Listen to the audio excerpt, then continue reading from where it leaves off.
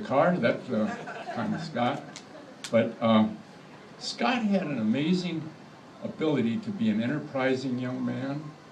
And whatever he did, when I thought he would get in trouble financially or whatever, he came out smelling like a rose. He always did. When he was in high school, about 16 years old, he worked in a little store called Salvage One, and Salvage One would buy fire.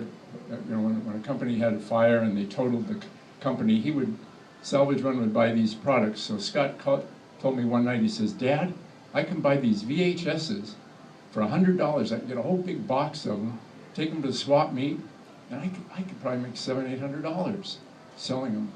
So I went along with that. I wasn't totally in agreement, but I took him, I drove him to the swap meet at Anaheim Stadium, and he called me a couple hours after he was there.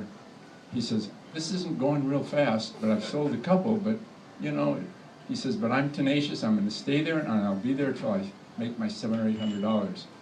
Called me 2 hours later, and he said, "Dad, there's a guy here that said he'd give me $350 for everything." I said, "Scott, you've been there 2 hours. You can make $250 profit. I'm going to come pick you up." He said, "Good idea." So that was one thing he did, come smelling like a rose.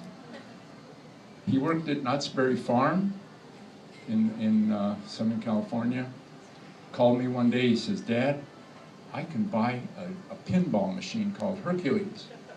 Hercules pinball machine had pinballs that were about the size of grapefruits. And I said, "What's it going to cost?" He says, $50. $50 for a pinball machine? He says, "Yeah, it doesn't work." So I schlepped down there with a U-Haul. I picked it up, I put it in my garage. "What are we going to do with a pinball that doesn't work?" And he said, "Well, it's nice to look at, put stuff on." So I thought, well, all right, And then I had a friend that I used to play racquetball with, and or play cards with, and he was up at my house, and he saw it. He said, "I'd like to buy that." And I said, "It doesn't work." He said, "Well, if you ever get it working, I'd like to buy it."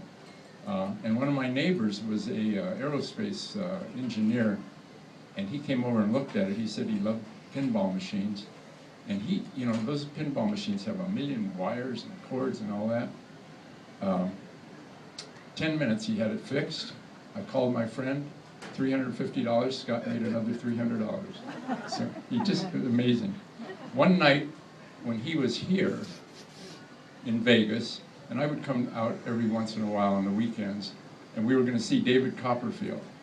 And so to see David Copperfield, and I'm not even sure where it was, MGM, I'm not sure, but we were waiting in a long line for the door to open, and just very conveniently, Las Vegas, slot machines all along the wall while you're waiting, And I said, and Scott never gambled, didn't drink, didn't smoke. So he was waiting in line. I said, "Scott, I gotta go to the bathroom." And I came out 10 minutes later, maybe. He's got a bucket, $650 in this bucket. I said, "Where'd you get that?" He said, "I had $2 and I put it in this machine, hit the jackpot, blah, blah, blah." $650 he made in that. So that was. And then the one thing that really was a bonding for Scott and I took him to see Doug Henning. You familiar with Doug Henning? Magician? Yeah, years ago. So Scott was still high school age, but he wanted to see Doug Henning, and we went, and Doug Henning was wonderful. Doug Henning did a trick called zigzag. You familiar with that? So Scott was 16 years old, he was in high school, and he was doing some magic shows for some of my customers. So we saw zigzag. "Dad, I gotta have a zigzag. That would be perfect for my show." And so we went to see what zigzag cost, $2,200. And I said, "Scott, we're not getting zigzag." But enterprising and tenacious.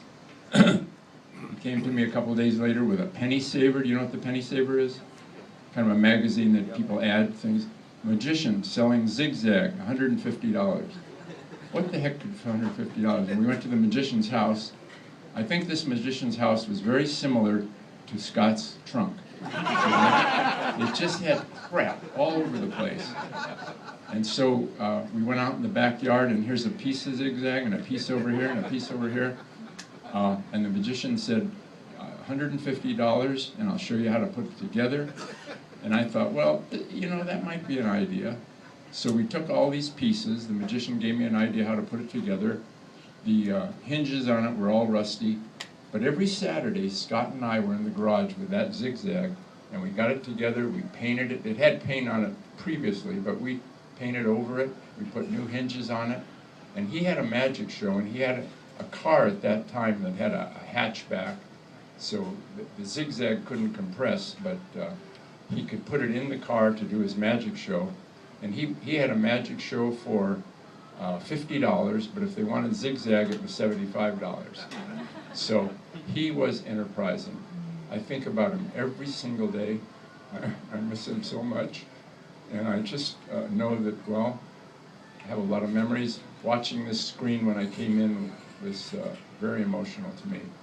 But, you know, I want to thank Mark and Mike and Joni and anybody else who helped, because this is a wonderful tribute, and I'm just pleased to be here and pleased that you all came. Thank you.